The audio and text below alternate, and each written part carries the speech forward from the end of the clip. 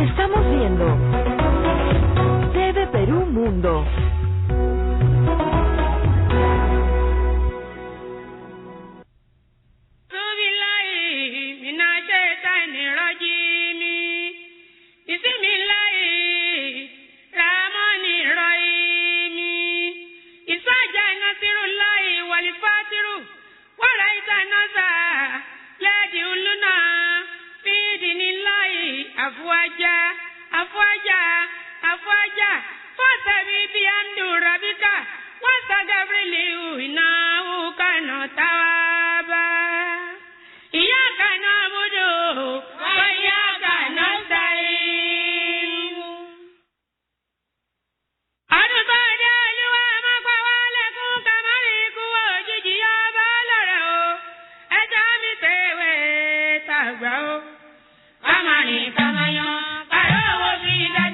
Muy bien, y en Nigeria más de 60 mujeres han escapado de las manos de los radicales extremistas de Boko Haram.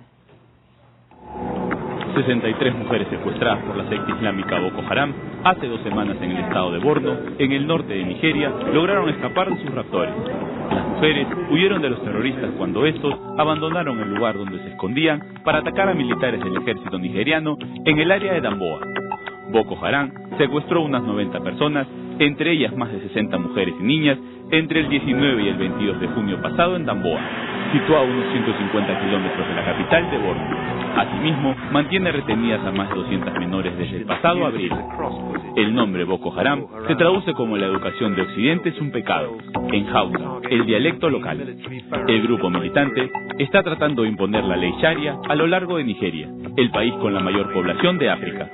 Apenas el viernes, al menos 6 militares, 5 policías y 53 integrantes del grupo Boko Haram murieron después de que los militantes del grupo perpetraron un ataque en la localidad de Bama.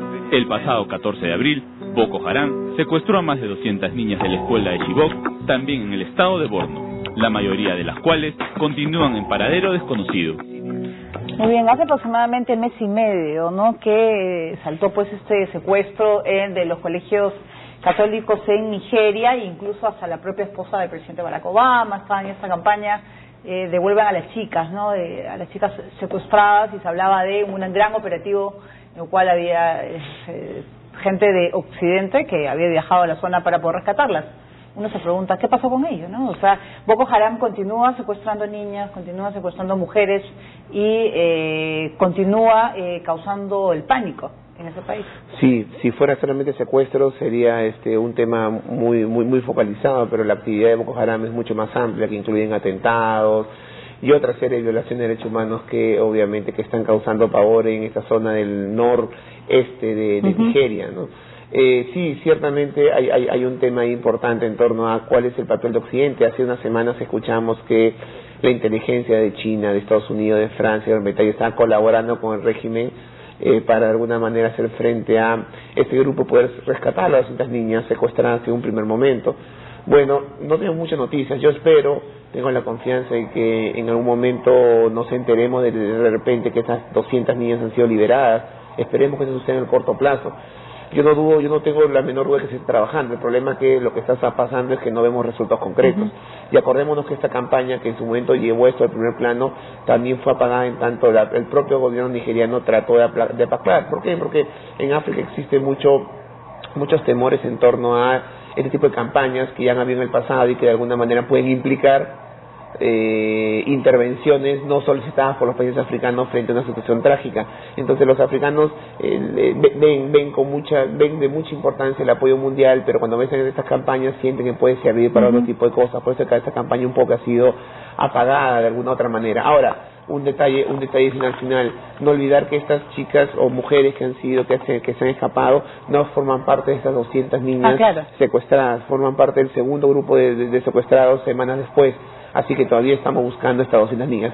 Un detalle final nomás, los terroristas están hablando nuevamente de negociar un intercambio por prisioneros, a lo que por ejemplo el gobierno en un primer momento ha dicho que sí y ahora dice que no. Y yo creo que esta negativa está vinculada a la presencia occidental en este país para tratar de rescatarlas, ya que desde Occidente negociar con terroristas no pasa como una herramienta óptima.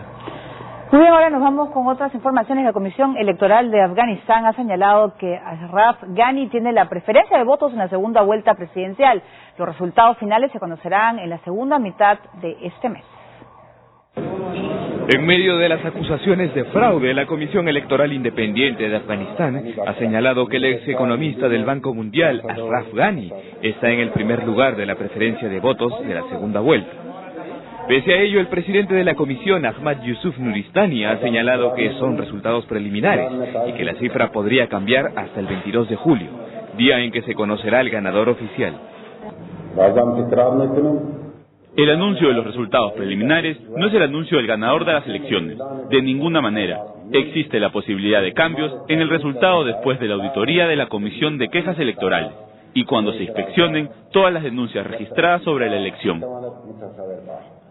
Yusuf también ha pedido calma, paciencia y moderación a ambos candidatos hasta que se anuncie el ganador final.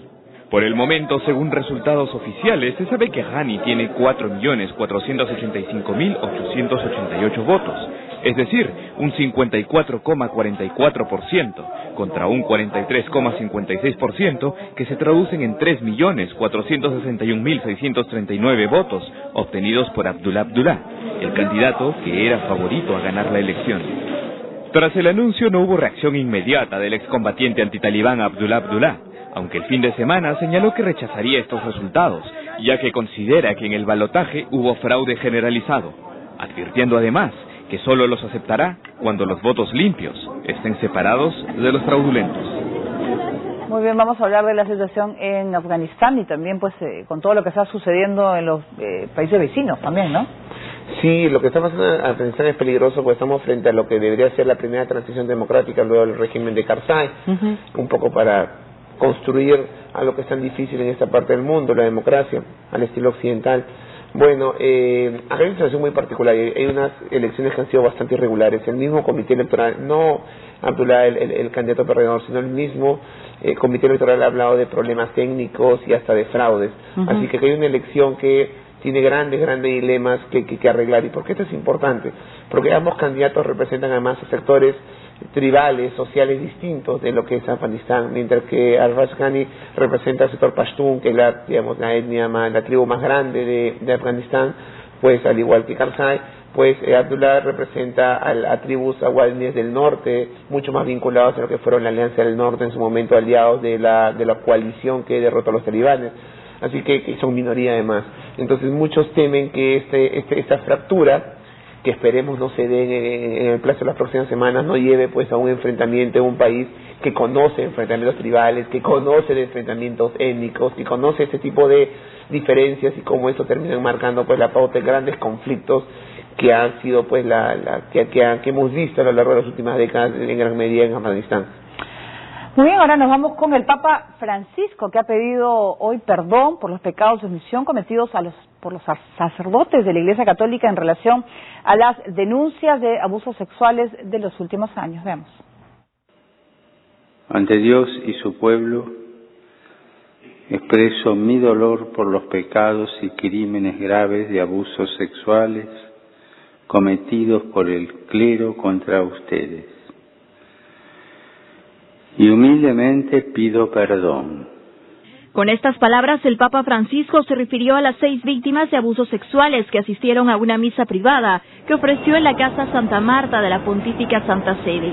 El líder de la Iglesia Católica reconoció además la actitud indiferente de otras autoridades de la Iglesia que cometieron pecados de omisión al no atender el sufrimiento de niños y niñas que estaban en situación de riesgo. También les pido perdón por los pecados de omisión por parte de líderes de la Iglesia que no han respondido adecuadamente a las denuncias de abuso presentadas por familiares y por aquellos que fueron víctimas del abuso. No hay lugar en el ministerio de la Iglesia para aquellos que cometen estos abusos. Y me comprometo a no tolerar el daño infligido a un menor por parte de nadie, independientemente de su estado clerical. A esta misa asistieron además familiares y miembros de la Pontífica Comisión para la Protección de los Menores.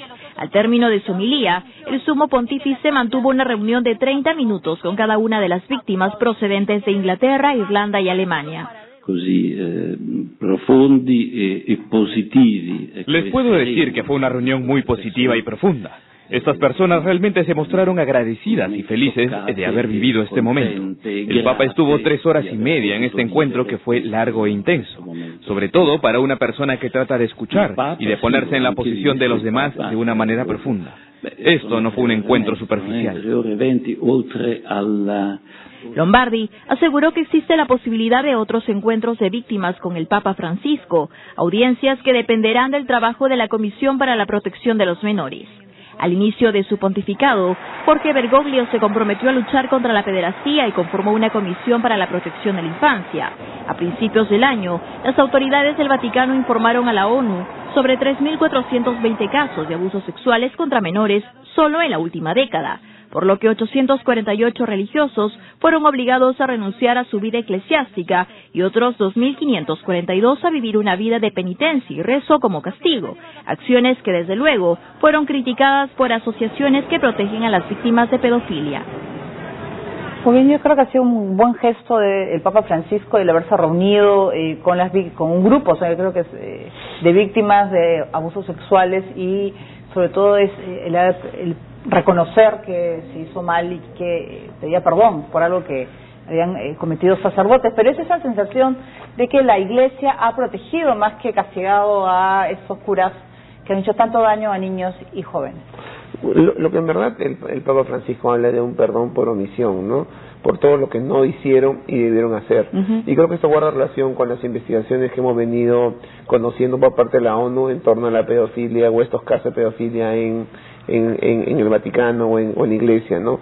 Acordémonos que una de las grandes críticas que se le ha hecho a la Iglesia es que bueno, que ellos se habrán aplicado el derecho canónico, pero en muchas circunstancias no hicieron mucho para que estos personajes o estos curas también sean pues judicializados sus casos por el poder judicial de los países donde se llevaron a cabo los delitos, es decir, tanto a nivel civil como penal.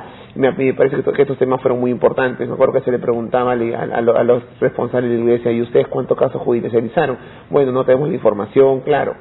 Ellos pueden decir que, y están en lo cierto, que no hay ellos no tienen jurisdicción sobre otros países, pero podrían haber hecho mucho más de cara a lo que significa la satisfacción de lo que es pues un ser violentado. En este caso puede ser un niño, un joven que ha sido violentado por otro ser humano, que en este caso era un cura. Y me parece que por ahí va este asunto, por esta omisión, por todo lo que pudo haber hecho la Iglesia y no hizo.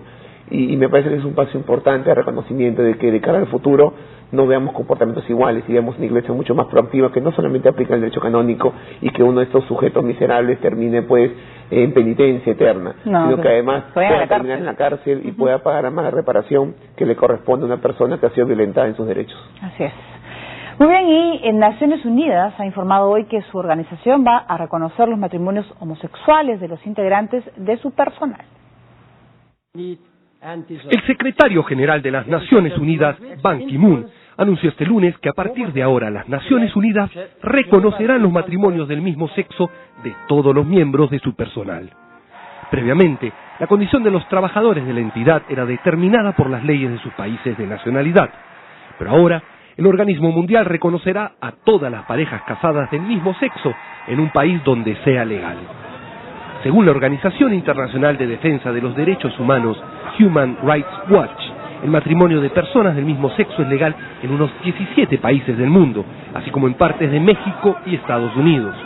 Y aunque la medida recién se anunció hoy, la decisión de Ban Ki-moon se hizo efectiva el pasado 26 de junio. Los portavoces del organismo mundial refirieron que el secretario general afirmó estar orgulloso de defender una mayor igualdad para los 43.000 empleados a su cargo. Y asimismo hizo un llamado a todos los miembros de la familia de las Naciones Unidas para unirse en rechazo a cualquier señal de homofobia. Muy bien, hacemos una nueva pausa. Vamos a regresar con el virus que pone en alerta a gran parte de América Latina. Y también con el